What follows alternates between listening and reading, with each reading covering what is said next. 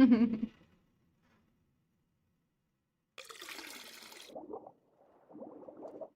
forgot to put music on. Sorry, guys. Hi. Welcome to A Moment in Time with Taylor. I am here with another book review. I know it's been a little bit since my last one. I have been pretty busy with school and streaming and working on other things in my business and my life that I haven't been doing as much reading as I used to do, at least not outside of school. But I did manage to get this book read in a weekend while I was away in Key West. Full disclosure, I did read a chunk of this while half drunk at a nudist resort called Caliente in Land O'Lakes, Florida. If you're into that kind of thing, I highly recommend that place. I love it. Let me make sure my microphone is working because it wasn't yesterday. Okay, we're good, we're good. So, if you don't know me, I'm Taylor, and I go live every single day, 365 days a year, mostly on Twitch. And then when I travel, I go live on Instagram. I have the same username everywhere, NexJuice, NexJuice. It means a connected group of people that value positivity. There's no T, it's not next, it's Nex, which is short for Nexus, which means a connected group. So we're going to be talking about this book today, The Self-Made Billionaire Effect by John Sviokla and Mitch Cohen. And this book was okay. I have read, if you know me, I've read a lot of books in this category. I've read a lot of development books, a lot of wealth and finance books, a lot of business books, and I certainly don't want to take away anything from the quality of this book. It has some good information in there, but if you're in this genre a lot, it's sometimes just hard to find profound new practical concepts that you can apply to your business, to your life, to your world that are really going to make a difference and that are really kind of, get you thinking down a different path. So this one had maybe one of those kind of thing, a little different way to think about something and a different way to categorize things and people that I liked, but I didn't give it a super high rating because it wasn't mind-blowing. It wasn't like, oh, this is the most amazing book ever. I'm reading a book right now that I'm really enjoying that I am excited to do a review about. I'm actually reading two books at the same time right now. I'm reading Money Master the Game by Tony Robbins, and I'm reading Willpower by Roy Baumeister. So I'm going to be doing those reviews coming up soonish. I haven't been doing a lot of reading, like I said. I'm maybe halfway through both of those books. So this year, I've only set a goal to read 15 books for the year, and that means that I'm reading bigger books because I have a lot of these big books on my bookshelf back here. Hi, Oblong. First comment to the broadcast. Hi, Ewan. Happy birthday to you too, Oblong. So this bookshelf here and this bookshelf here are all the books that I have on my list to read and on my shelf to actually read. And there's a lot of big, thick ones there. So Money Master the Game is a really big book, and it's great, but there's a lot of good information in there that's practical. So I read it and then I go apply it, in real time. Because I find with longer books, if you kind of read through everything and then plan to go back through and go through the practices and the exercises, it's less likely to happen. So usually when they give me something to do in a book that I think is necessary and a good idea to do, I stop reading and I go do the practice. And then sometimes it takes me a little while to pick back up on the book. So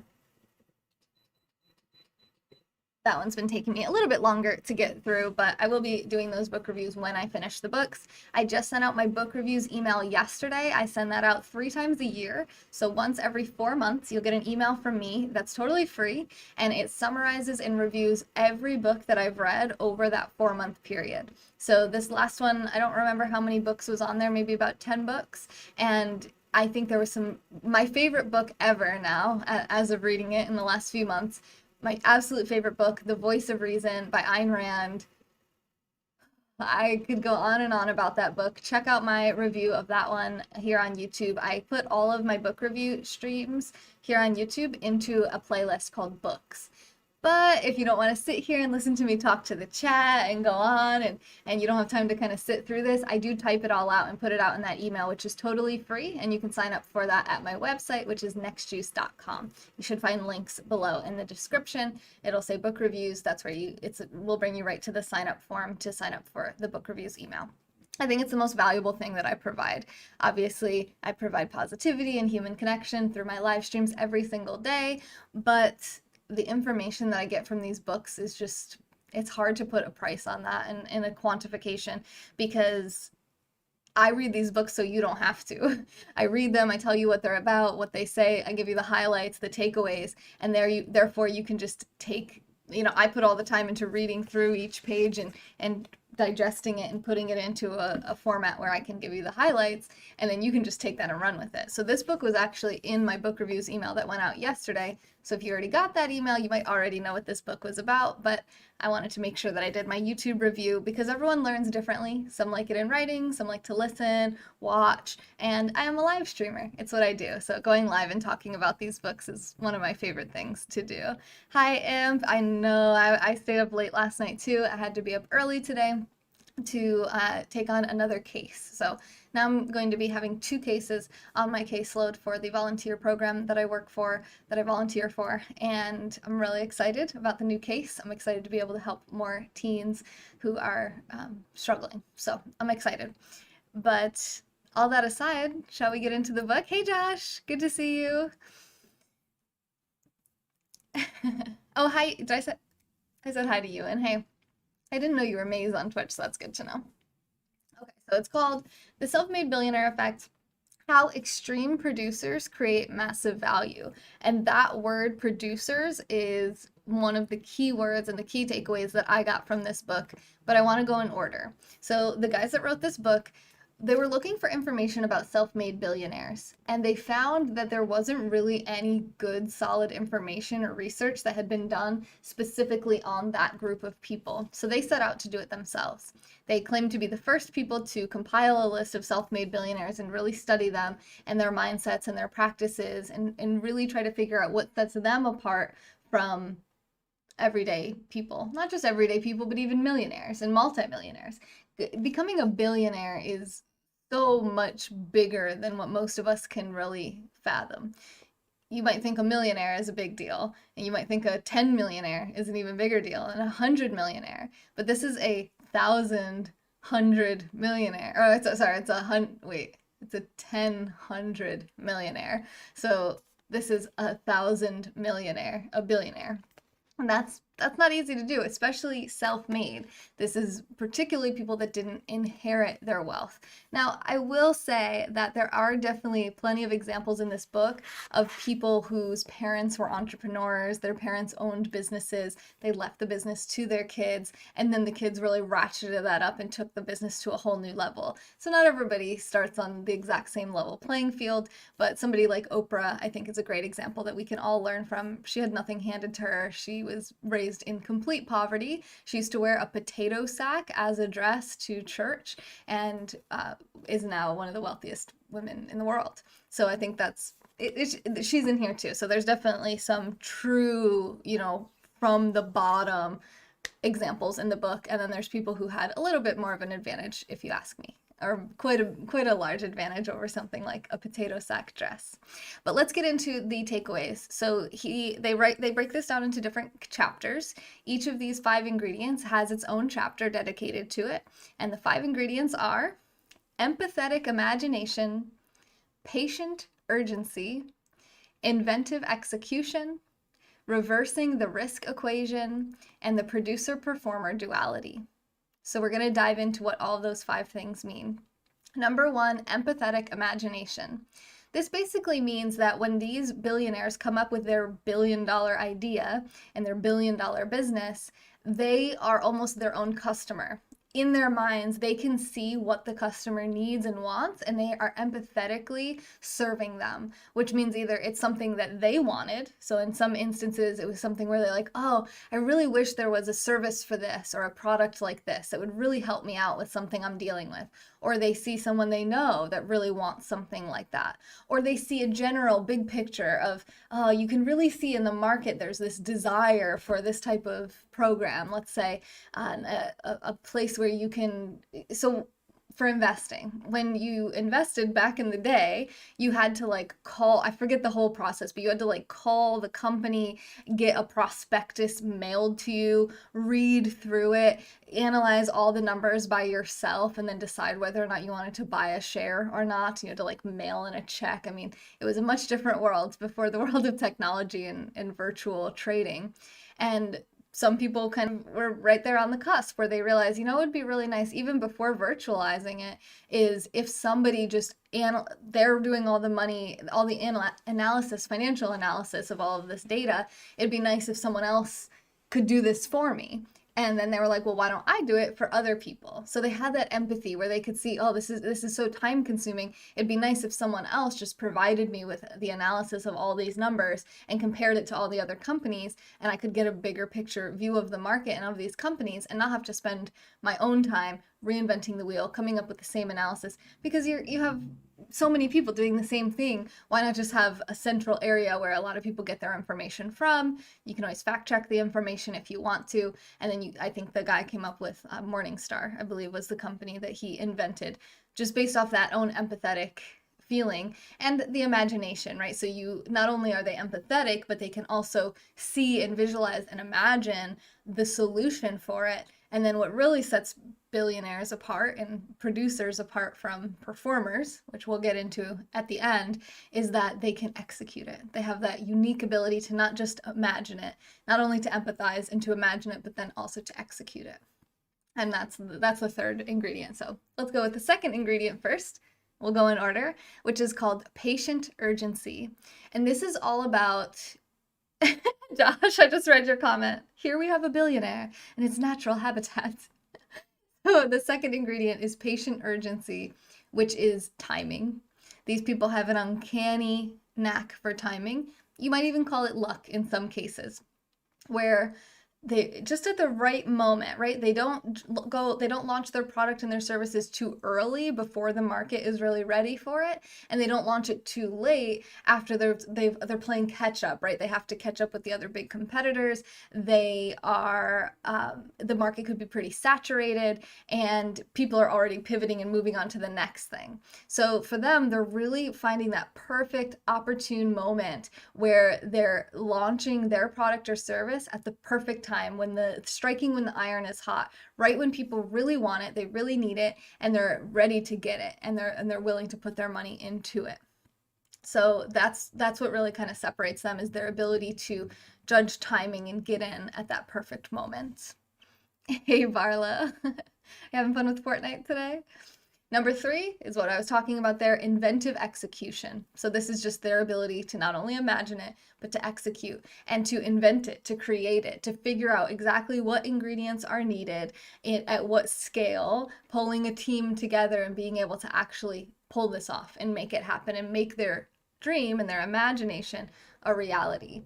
I think was it Benjamin Franklin that had a saying along the lines of, it's so much easier to want to do something and to say you're going to do something than to actually do it. The problem is in the execution. The challenge is in the execution. It's something like that. I'm hardcore paraphrasing that, but that's the general idea, is like, well, yeah, we can all say, oh, it would be so great if someone else did this for me. I could do that, and then not actually follow through and make it happen. So that's a huge, obvious key ingredient. And like I said, a lot of this is obvious to most entrepreneurs if you've been in business for a while or even just studying this for long enough. But some of you guys might think, oh yeah, you got to do this, you got to do this. So for some people, that's the thing with when you get into business books. Some of it's going to be profound for you and not for others. So if, back in the day, certain books that I read were like, oh my God, so profound. It's such a game changer, changed my whole world and my whole way of thinking, my whole life. But if I were to read it now, I wouldn't have that same experience because, for example, Eat That Frog by Michael Gerber is his name? Wait.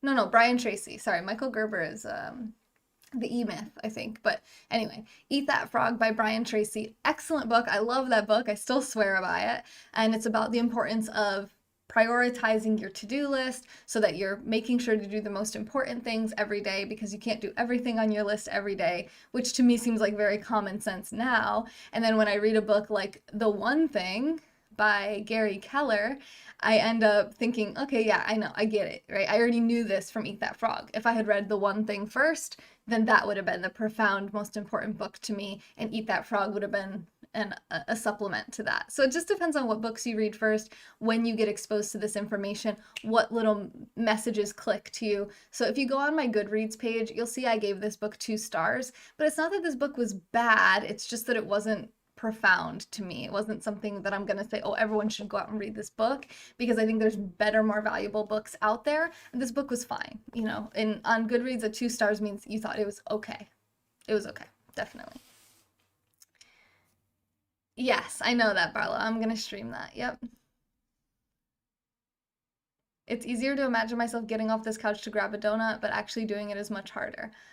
Yeah, I mean, sugar's somewhat addictive, so it's harder to resist the donut than not to resist it usually. But yeah, what you're talking about is availability bias. So if you, that's a big concept for health and weight loss and just self-control practices, is if you keep the thing that you don't want to do harder for you to access and the things that you do want to do easier to access, you're going to be in a much better position. So if you don't keep any junk food in your house and you just keep like fruits and vegetables for snacking on, then you're much more likely to just eat those when you're hungry than to eat the junk food. If you have to actually go drive to the store to get the junk food, you're going to do it sometimes, but you're going to be eating a lot less junk food than you would if it was right there in your pantry, right? Because the more available something is to us, the easier it is, the more likely we are to do it.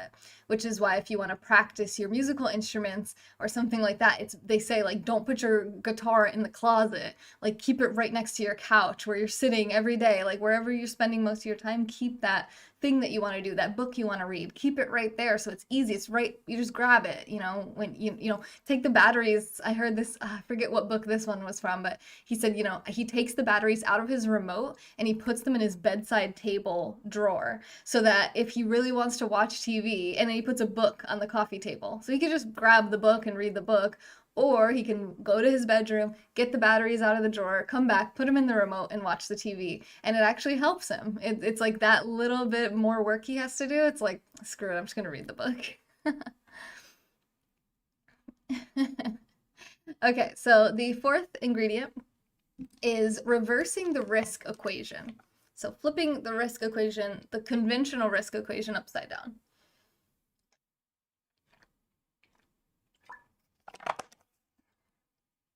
Now, this isn't really, I don't love the way they put that, you know, reversing the risk equation.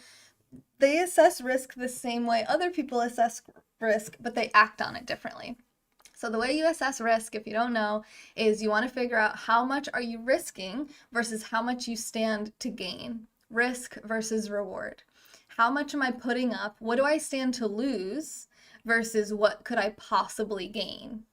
Because that's the whole concept of risk, right? If it's a guarantee, if something's guaranteed, it's no risk, all reward.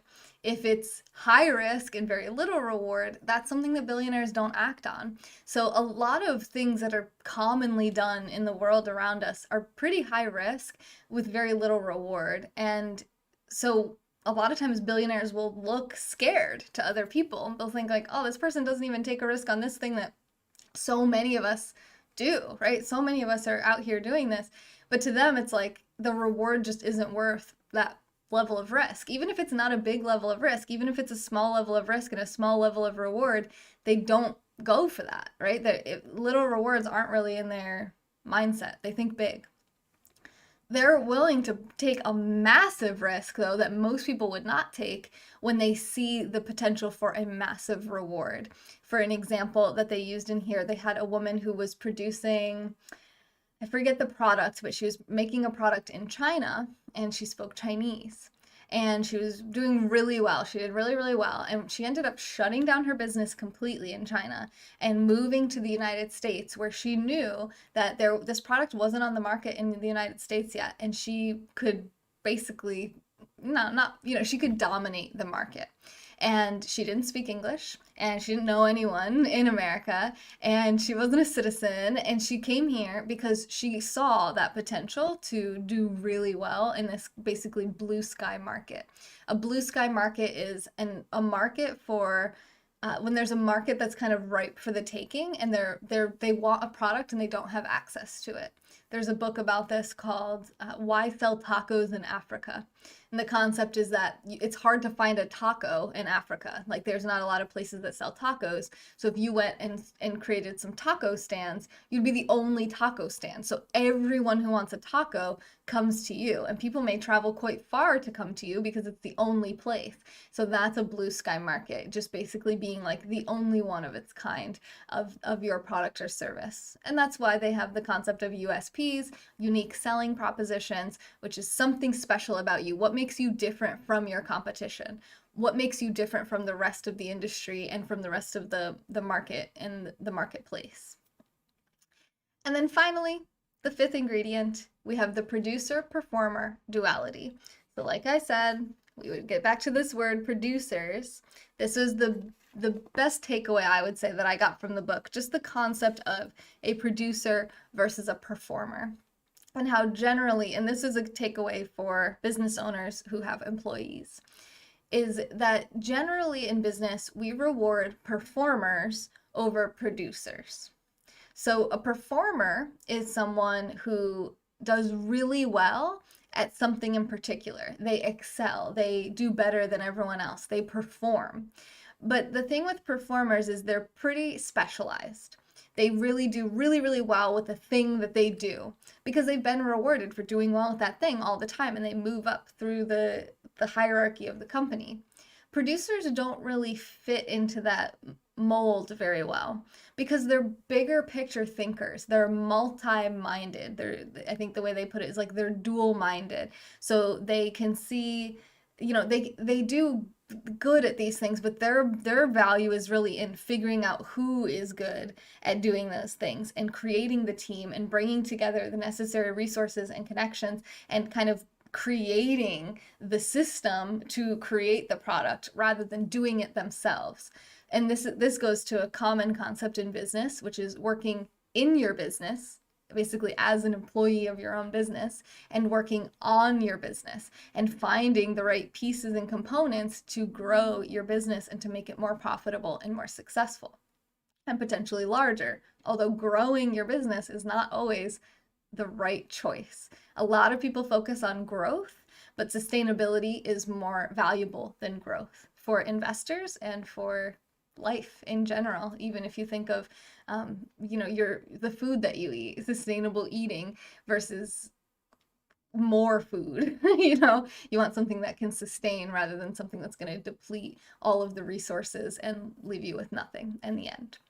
It's a big risk, right? That's a good example of a really big risk. A lot of companies, they want growth, so they take all of their profit, all of their resources, and they spend it on growth. And then it's like, you're taking a big risk. You just used all of your profits, everything that you created and produced, because you just wanted more. Now you have nothing, because if that fails, you end up with nothing. So that's a good example, I think. Hey, Barlow. Yes, I'm new. Like driving a car. I don't know in what aspect I was talking about with driving a car. I think you were talking about the availability bias. So yeah, having to drive somewhere to do something is like, you got to get your keys, you got to get your shoes on, you got to get your coat on, you got to drive to the store, you got to be seen by people going to the store just to get some muffins or whatever, your Reese's cups, and then you have to drive back home, and it's just this whole process that you have to wait in line for your item, and it keeps you from spending as much money. You're still going to do it. Sometimes you're going to be like, you know what? I did a lot of work today. I'm doing really great. I haven't eaten a McDonald's apple pie in so long, and now I'm going to drive to McDonald's. I'm going to get the apple pie and I'm going to eat it, and I'm going to feel good about it, rather than keeping a bunch of like Entenmann's apple pies just in your cupboard all the time that you can just eat every day. Like Ty Lopez said about the guy up above that sees the big picture and the guys on the ground chopping the wrong direction. Yeah, exactly. Well, if someone's chopping the wrong direction, they're not a performer. Those people would be, they didn't even come up with a word. Those guys would be failures. Okay, a person can't be a failure, but they're failing, right? They're a person that's not performing. A performer is someone that does well. So they would be chopping in the right direction, but they're doing the chopping. The other person is saying, okay, you chop here, you do this, and then you find your performers and they kind of join forces. So this is a good example of Warren Buffett and Charlie Munger's kind of duality, is that the two of them came together and do even more and better things rather than the two of them separately. So in that relationship, I guess I don't know exactly who would be considered the producer and the performer. My guess is that Charlie Munger is more of the performer and Buffett is more of the producer, since Buffett is the chairman, he's the founder of Berkshire Hathaway, and Munger is almost like his right-hand man. He's a highly intelligent, the way he thinks about things, the way he sees things is super beneficial in terms of investing, but he also he's really good at investing, not necessarily the concept of creating a team. Now, I don't know. I mean, he's much older, so I'm sure he's developed a lot of skills in his life. But personally, I've studied Munger a lot more than I've studied Buffett. I do have some books over there to read about Buffett, so I'll be learning more about him. But if I had to go out on a guess, I would say they're a pretty good example of that producer-performer duality. And when you can get a producer to elevate, this was the advice for people with employees, if you have a producer in your company, you need to elevate them to the top of the company ASAP, because producers leave. If they're in a performer-based hierarchy and everything's based on their performance and how well they do at these specific tasks, but they have all these big picture ideas of things they want to change in the business and things they can see and things, things that should be done to make this company even better, and those pleas and those advice and opinions go unheard or ignored, they'll just leave. I think I'm an example of this. I used to work for a company. I really thought they should be doing X, Y, Z, and I was giving them all this information, and they didn't want to do that. They didn't want to scale. They didn't want to try new things. They didn't want to have another location. And, I know I just talked about how growth isn't always the best choice, but in a market, we were in the healthcare industry, and it was moving towards single payer systems. So a one location business is doomed to failure and to death in that environment, because you need to be able to serve a large area in order to win the contract with that single payer. So you need to be able to cover more areas, at least in a general area in a state, and preferably even throughout the entire state. And I could see that this company could not just do New York State, then could ultimately do the Northeast and potentially the nation and potentially go global.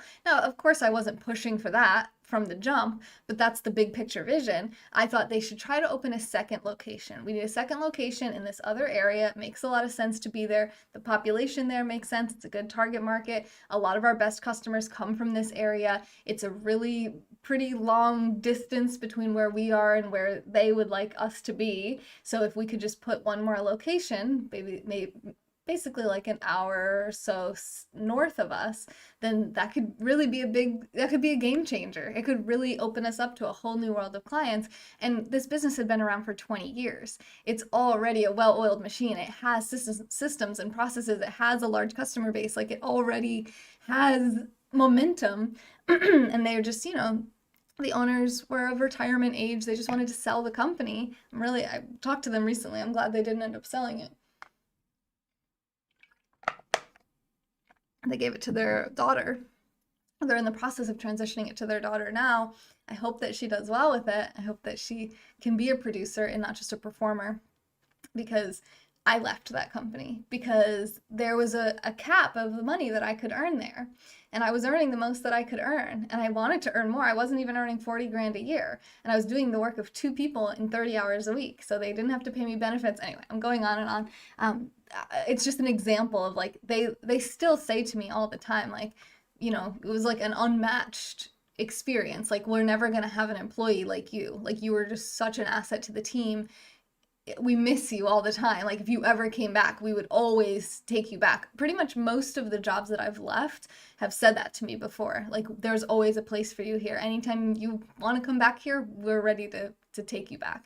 And that's because I'm a producer, right? I can see a big picture and create a system and a team and a process to create a good product or service.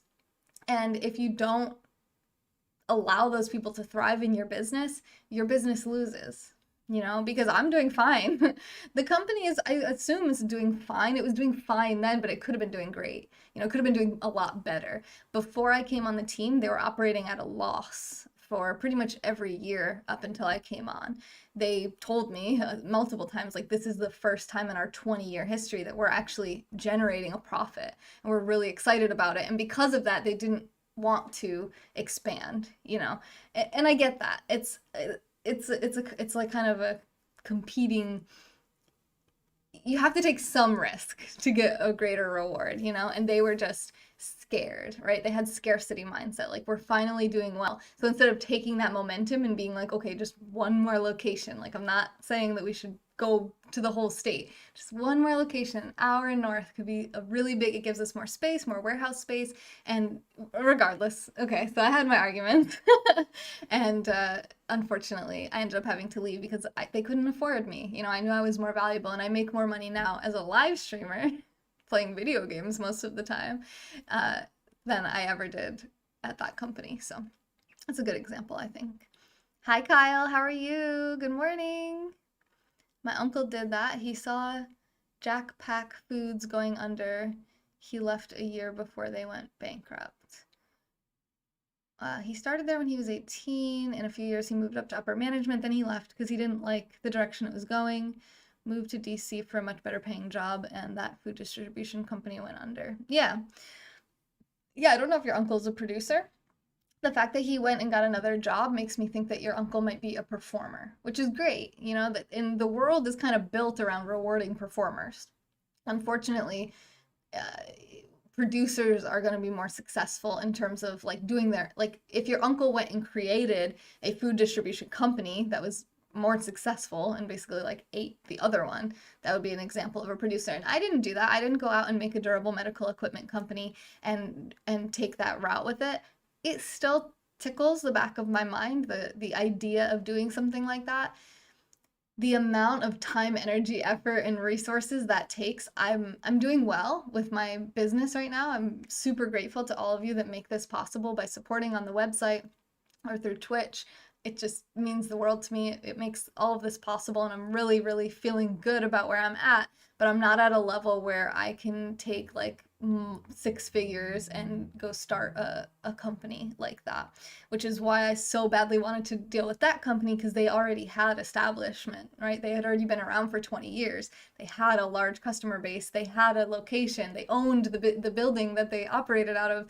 It was just, there was so much potential there that I was like, this is it. Like, this is so good, to start that from scratch, to build that from scratch. It's not again, like, I'm kind of, as a producer, I think I have a producer mindset. I'm definitely a performer though. So I don't know, maybe I'm more performer than producer, but I can see that, I'm going to be doing that thing where I'm playing catch up. I'm not going to have what they call patient urgency. It's like, I'm not going to be timing it right. I'm already too late. Like, I wasn't born in the right generation to really get into that business now in the late stage of the game. To buy a company that's already established and then grow it and work with it is something that I would still consider doing. And I was in talks with them to buy that company, but unfortunately I just didn't want to take out that large of a loan. And I didn't think the price was quite right. So it was kind of, they weren't ready to sell yet. I needed to start making money soon. So the timing wasn't right. I was being patient. So when they say patient urgency, it's Warren Buffett and Charlie Munger talk about this a lot. They wait. They don't buy any stocks when it's not the right time. And they just sit and they wait. And everyone's like, oh my God, Berkshire Hathaway is so like, oh, they're supposed to be this great company, but look at them. They're just sitting in cash. They're losing 3% to inflation every year because they're not buying anything. They're just flush in cash. And it's like, well, that's because they're being patient. The moment the market takes a significant enough dip, the urgency kicks in. It's patient urgency. You wait, and then as soon as that iron is hot, you strike and you go. You don't wait. There's no hesitation once the timing is right, but you have to be patient first, And for me, the timing wasn't right on that, and it's not right now to create something like that from scratch. It would be such a grind. It would be such a work, and I don't have contacts here. I'm new here. I just moved here a couple years ago. It's just not really the right timing. I think I'm a little bit late on the live streaming end of things. I think that if I had started on Twitch, I'd be in a much better position right now than getting into Twitch about a year ago and spending so many years on Periscope. So, you know, we learn.